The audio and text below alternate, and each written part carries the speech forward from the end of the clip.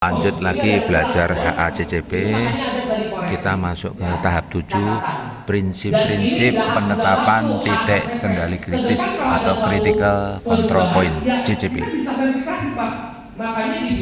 Mulai dari titik lokasi kita cek langkah atau stepnya, prosedur. Oke, kita ikuti instruktur. Karena saya bilang boleh, di awal modalnya nol banget, nggak ada dokumen apa-apa gitu ya, jangan juga lah, mundurnya kebanyakan gitu. Minimal yang pakem-pakem yang selalu ada kan teman-teman tahu dari aspek GMP dan 8 kunci sanitasi itu gitu. Ya, jadi entong kosong dari memulainya gitu, ya. Supaya nggak sampai ke depannya mundur lagi pasti, gitu ya. Nah ini ya, jadi saya tidak menganjurkan teman-teman menghafalkan tabel ini ya. Tidak ya CCP ya. Dia deh. Kalau pertanyaannya berbeda jadi beda loh keputusannya. Udah lihat aja pohon decision tree-nya. Ya kalau udah di tabel CCP ya udah dituliskan saja. Ya sama kayak ini juga gitu ya. Jadi capek ini dia cuma summary aja dengan mereka. Ya. Nah misalkan catatan timah CCP ya proses atau konsep tidak menghilangkan bahaya. Ya misalkan ya kalau memang tadi ya produk yang memang langsung dimakan, sama dia kayak pempek, ya pempek kenapa batasan keberterimannya Staphylococcus sampai ratusan? Digoreng. Karena digoreng biasanya sebelum dimakan kan, ya enggak? Nah berarti ada apa di labelnya? Petunjuk penggunaan. Saran penyajian, petunjuk penggunaan. Atau harus ada berarti ngomongin masalah label, saya nggak mau ngomongin lagi itu tentang GMP. Ya Bapak Ibu sudah tahu namanya pempek, berarti di labelnya ada dong petunjuk penyajian, kecuali produknya yang langsung di-hub. Betul, ya nggak? Setuju? Nah, balik lagi benerin label. Revisi. Ya enggak? Nah gitu kira-kira ya. Ya memang begitu ya. Nah ini contoh-contoh aja ya, contoh-contoh ada susu skim bubuk. Kalau misalkan kita pakai bahan bakunya itu loh, atau susu kental manis, saya bikin kuah ketan, saya pakai susu kental manis juga. Berarti kan ini bahan baku saya ya. Bicara raw material, Ya, kemungkinannya saat raw material bisa dikendalikan atau dieliminasi secara mudah atau sedikit effort, maka itu bukan CCP. Ya, karena apa? Itu Karena resumenya. waktu bikin kuah ketan kan saya bodoh. Api panas, ada proses penghilangan mikroba ini mati. Berarti bukan saya susu kental manis saya. Ya enggak? Ya tapi jangan juga beli susu kental manis yang udah penyok-penyok, karetnya, gitu maksudnya gitu loh. Ya itu harus PRP itu mah. Ya enggak? Makanya ketika susu kental manis datang dicek, ada yang bolong enggak, ada yang bocor enggak karetnya, ada bekas jatuh enggak penyok, kan begitu. Gitu maksudnya. Paham? Mulai ngikutin? Bisa ya? Sekarang yang proses. Nah, yang tadi bahan baku, pohon keputusan bahan baku. Sekarang pohon keputusan yang proses. Yuk, mau produk siapa?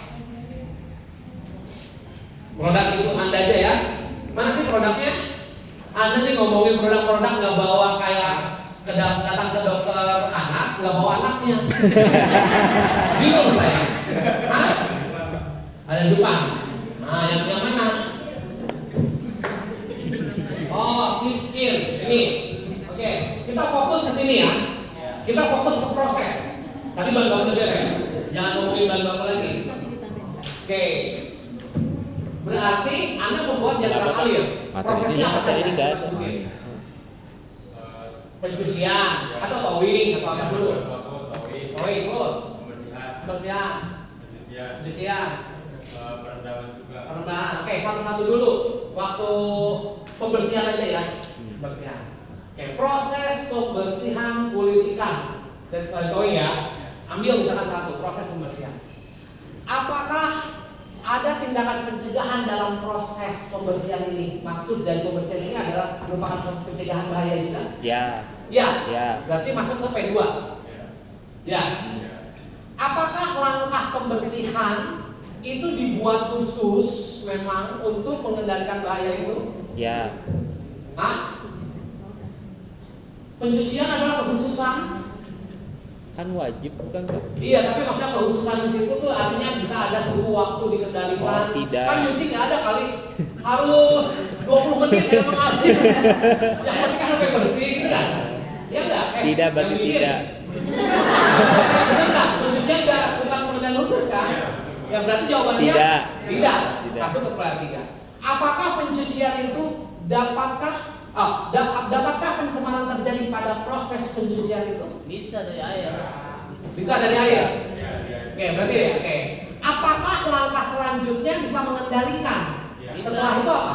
Bersihin airnya. Bersihin. Enggak, bukan airnya Pak, kulitnya Pak. Kulit ikannya. Setelah proses pencucian, ada nggak proses kedepannya itu untuk mengendalikan bahaya? Ada. Apa? Penggorengan. Penggorengan, makanya bukan sisipi. Oh, harus berpikir 2 langkah ke depan ya. Iya. Makanya proses pencucian bukan sisipi. Proses pencucian loh ya. Kita ngomongin per proses. Paham? Oke, sekarang langsung penggorengan deh, saya skip ya. Kan banyak proses ya, kalau semua nanti jadi konsultan. Ya, penggorengan. Oke. Apakah dalam penggorengan ada tindakan pencegahan? Maksud dari penggorengan itu? Ya. Hah? Ya. Ya dong. Iya. Ya kan? Biar mati mikrobanya yang dari kulitnya enggak? Ya. Berarti masuk ke P2. Apakah penggorengan merupakan langkah yang dibuat khusus untuk mengendalikan bahaya? Biasanya kalau khusus itu ada yang parameter terkendali. Kudu suhu segini, waktu segini. Ya. Ya nggak? Ya. Berarti jawabannya? CCP. Ya, berarti CCP. Oh, jadi tiap proses pertanyaannya nggak selalu 4-4-nya itu ya Pak? Iya, kalau di sini udah P2 berakhir, nggak usah terus sampai P4. Anda kalau mau keluar, maksudnya mau keluar ke Yasmin dari Sentul, ya nggak mau rugi, keluarnya di kayu manis gitu. Ya keluar aja di Yasmin. Walaupun bayarnya sama 15.000. Maksudnya begitu Mas. Iya. Kalau memang berakhir di P2 ya sudah. Nah, kalau misalkan dilanjutkan ya, kalau misal jawabannya tidak, misalkan masuk ke pertanyaan ketiga. Dapatkah pencemaran terjadi pada saat penggorengan ada pencemaran terjadi, bisa nggak? Hah? Tidak. Bisa, oke. Ya berarti masih ada mikrobanya tuh. Apakah setelah penggorengan ada tindakan pengendalian selanjutnya? Habis digoreng, Ya, apa ada proses kedepannya, ada pengendalian lagi? Pengemasan. Ada. Pengemasan. Habis digoreng. Hah? Oh ada oven lagi. Oh untuk gorengan. Nah, ya saya makanya nggak tahu kan. Kalau diceritain ternyata ada pengovenan. Makanya perlu didramalir. Saya pikir tadi sudah digoreng, mungkin ditiriskan, langsung dikemas. Ya udah, gue suka-suka dia orang dia. Ya mungkin penggorengan bukan menjadi CCP. Berarti jawabannya tidak. Setelah penggorengan, apakah ada proses selanjutnya yang bisa mengendalikan bahaya? Dengan oven suhunya berapa?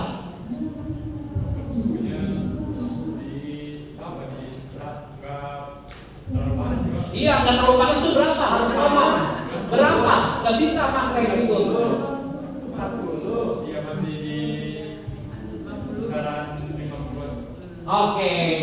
Apakah suhu 50 itu membunuh mikroba? Enggak. Belum tentu, nggak semua. Maka yang akan menjadi CCP ya penggorengan tadi.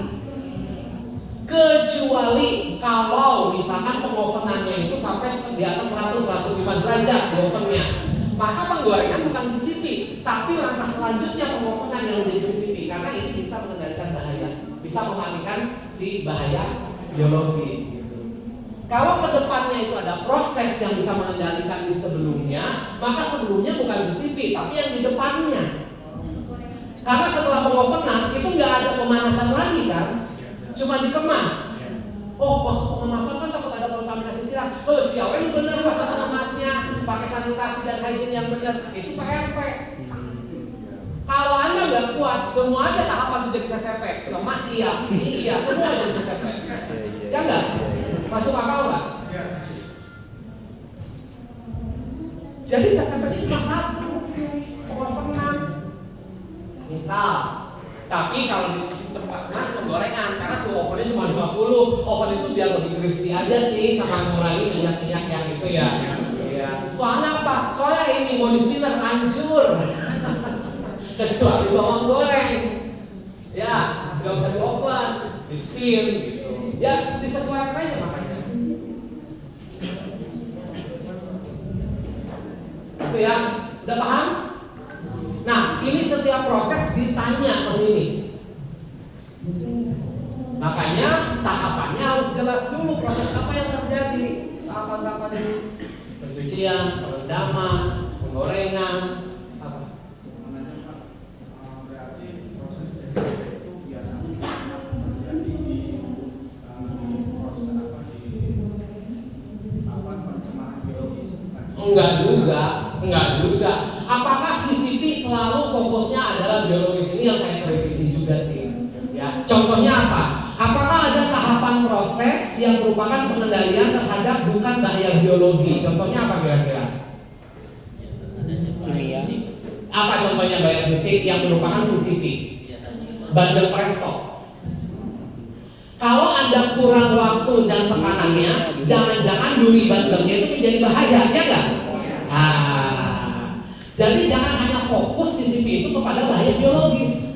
Bahaya tetap fokus kepada 3: fisik, kimia, biologi. Memang itu yang kami rundikan juga. Kok kayaknya CCP itu fokusnya ke bahaya biologis doang ya? Emang ada nggak sih contoh lain CCP yang pengendalian terhadap bahaya non biologis? Ada fisik. Yang kimia bagaimana kimia? Nah, kenapa yang kimia ini bahaya tidak jarang terekspos? Karena biasanya bahaya kimia itu adalah kronis, bukan akut. Orang kena makan bahaya kimia sekarang jadi penyakitnya habis 10 tahun. Nggak kayak kita makan nasi basi sejam kemudian mencret, ketahuan. Jadi seakan-akan di satu sisi kita ketat di biologis, tapi bukan berarti kita melonggarkan bahaya yang lain itu. Contohnya apa? Misal kentang goreng. Kentang goreng itu kan banyak mengandung asparagin dari kentangnya. Salah satu asam amino yang ada dalam kentang adalah asparagin.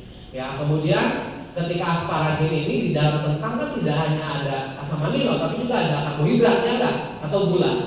Ketika karbohidrat bertemu dengan asam amino atau protein pada suhu yang tinggi kan digoreng. Kentang goreng, French fries, ya, itu akan melahirkan reaksi Maillard. Ya, nah reaksi Maillard yang berlebihan, ya mungkin sampai kecoklatan, sampai gosong, itu akan menjadikan senyawa karsinogen, bikin kanker. Nah orang nggak aware, ya. Jadi sebetulnya ketika menggoreng pun itu kan akan menjadi kritis untuk mengendalikan bahaya kimia sebetulnya ya. Ya secara mikrobiologi mungkin ya bakterinya boro-boro ada, udah mati kali panas banget gitu ya. Tapi ada terbentuk senyawa kimia lain, nah itu bisa jadi. Selain itu juga sebetulnya kalau overcook ya warnanya juga gosong, siapa yang mau? Ya enggak? Kalau dilihat dari warna, kalau dilihat dari hal lain kan sebetulnya ada. Ya, gimana? Berarti yang kelompok kentang itu kan biasanya di packing kentang suka ada di petunjuk itu termasuk kenapa? Gimana yang ada di packing kentang? Kentang frozen itu. Oh, kentang frozen yang siap digoreng itu yang biasa sekiloan. Sekian menit itu sebagai langkah pencegahan dari yang paling bawah bukan PK. Iya, itu konsumen sebetulnya. Ya, keempat. Apakah langkah selanjutnya dapat mengendalikan bahaya? Iya. Berarti itu yang dilakukan oleh konsumen. Termasuk nggak, maksudnya begini, kalau di P4 sini ya, kalau P4 di sini artinya yang produsen lakukan. Itu beda, ruang lingkupnya beda. Kalau pertanyaan 4 yang di sini, apakah langkah selanjutnya dapat mengendalikan bahaya? Artinya ketika kita proses memproduksi kentang goreng siap goreng gitu. Bukan sama konsumen. Kalau di sini ya, kalau di 4 ini ya.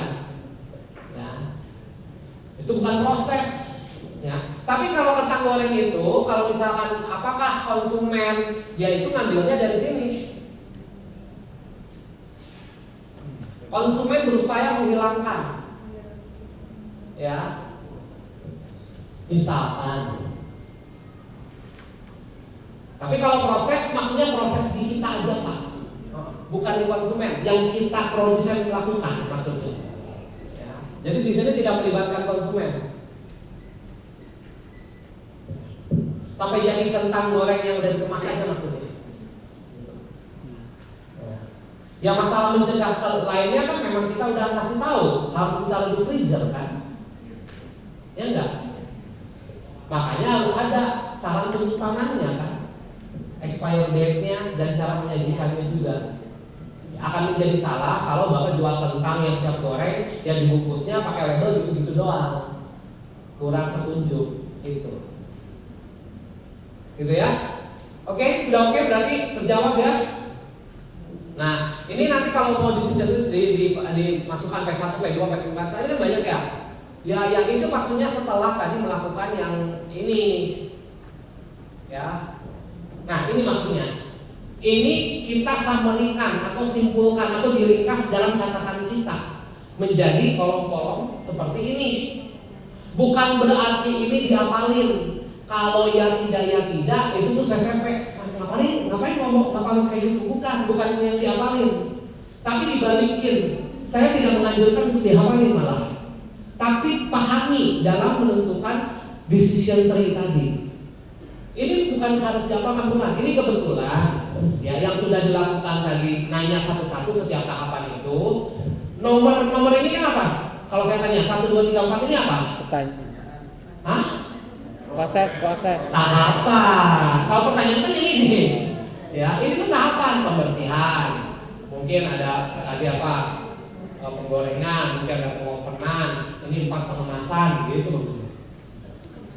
Step aja, ya. Pak, Hah? berarti kalau saya sebagai owner, saya mau mengontrol produk saya sendiri, saya tinggal baca buku itu dari tim HCCPS yang dibuat. Iya, ini aja.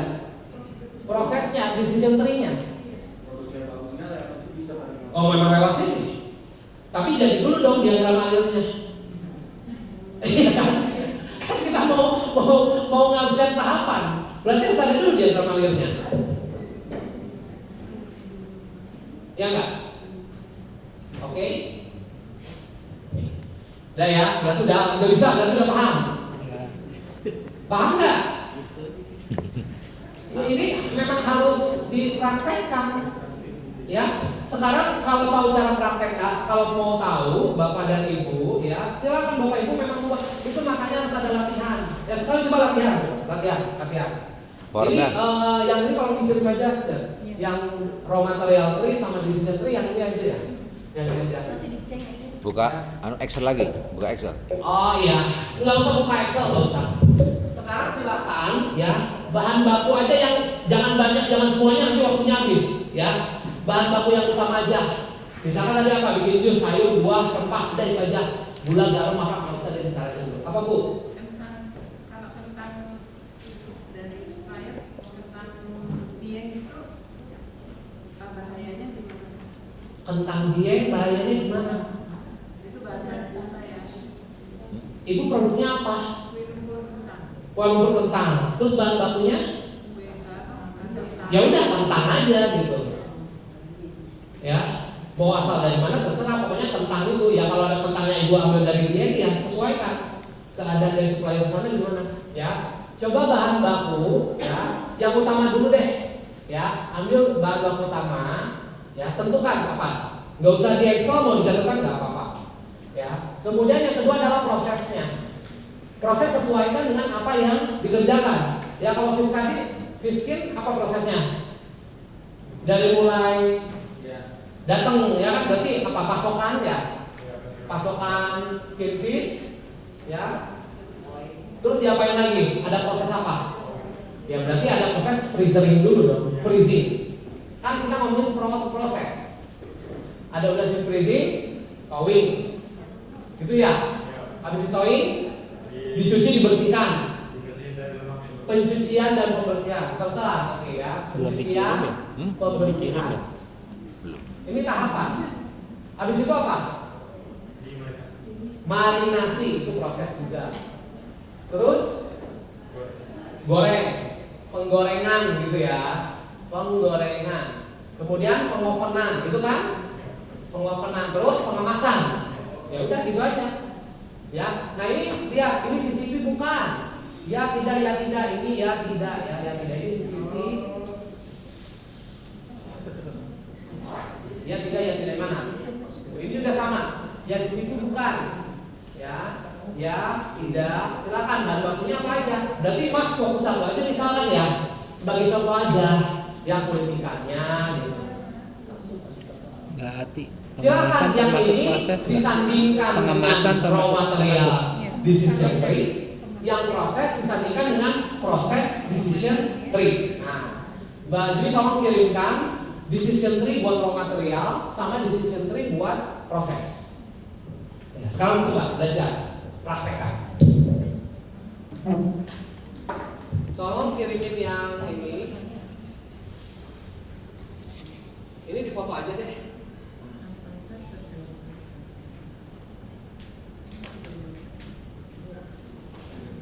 Nah ini tolong foto, kirim ke grup.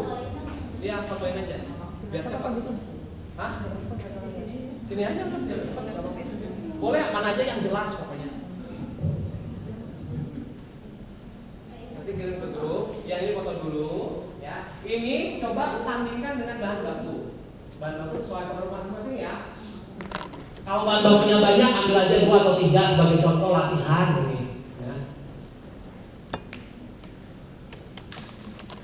Udah jelas? Nah, nanti foto lagi sama yang ini. Nah, proses.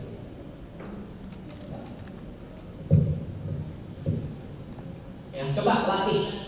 Ya, sampai dapat kesimpulan kolom ini. Ya, proses ini berupa CCTV apa tidak dan lain-lain. Nanti akan saya random cek acak 3 peserta.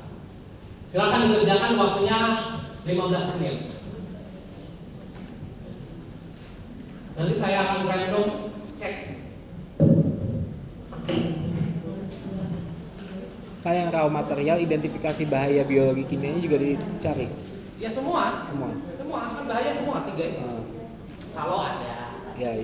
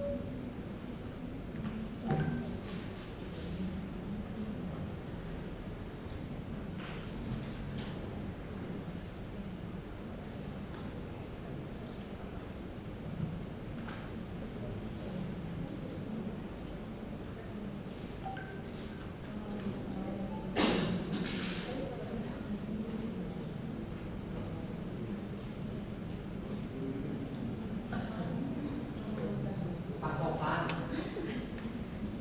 Ya, itu mah buat yang itu ya, buat miskin ya. Ini sesuaikan aja dengan tahapan proses Bapak Ibu.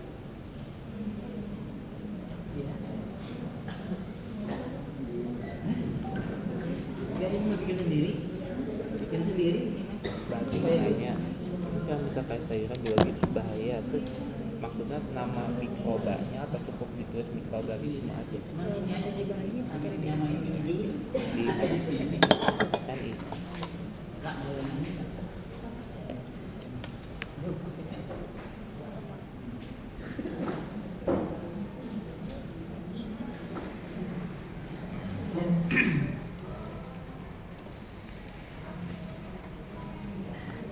Latihan. Ini bisa di ini di sini. Nah, itu harus sesuai yang di sana aja. Enggak sesuai dengan di sana. Saya di sana. Iya kan? Ya, ini prinsip 1 dan 2 ini Yang ininya dagingnya daging yang ini banget dong. gitu. Inti banget. Jadi jangan salah nih di analisis bahaya sama penentuan Belajar terus. CCTV. Ini harus dipahami banget gitu. Bukan berarti yang lain nggak penting ya, tapi Yang ini dulu. inti dalamnya tuh ini. Oh. Enggak sini sih. Prinsip 1 dan 2 maksudnya penjelasannya di sini. Jadi nanti kan disesuaikan sama yang mana. Enggak bisa begini juga. Tetap yang itu dulu langkahnya. Tetap yang ini. Nanti deh, nanti kalau udah beres. Finalnya gitu ya. Udah dikirim mas. Pesawatnya nanti Nanti update materi yang ini akan kita kasih. Ya. bahan PPT semalam saya udah tidur ya, ada yang WhatsApp tuh gitu ya. Pertanyaannya apa sih, saya lupa. Bahan materi katanya tolong ditegesin, jangan dikeluarkan kemana-mana gitu. Kalau saya pikir kalau kayak gitu kita nggak bisa kontrol juga, itu yang pertama ya. Yang kedua sebetulnya mau di-share juga, kalau nggak bisa ngegunainnya nggak akan bisa. Jadi saya nggak mau terlalu rigid lah.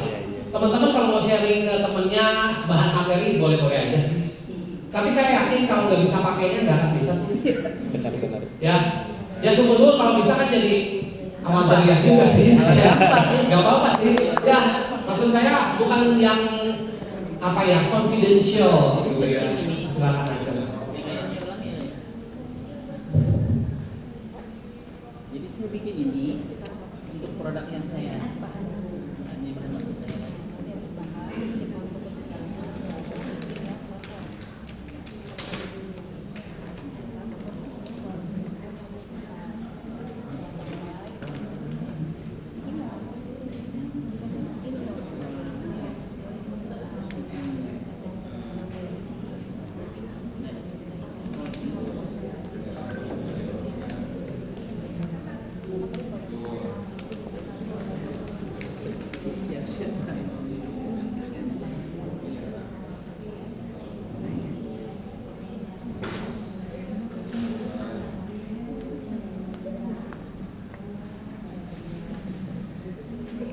Banti.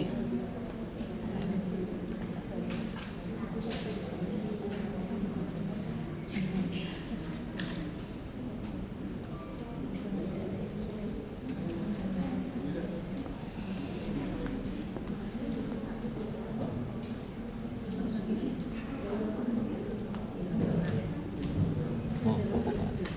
Ini ya.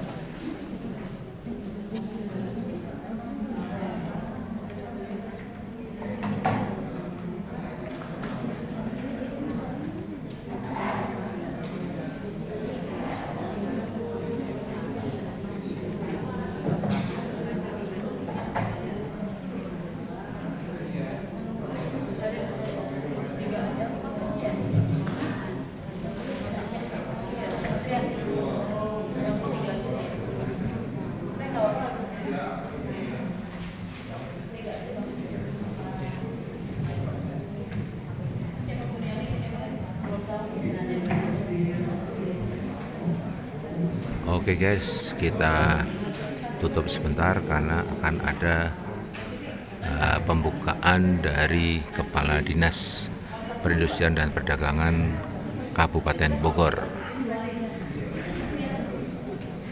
Oke, terima kasih.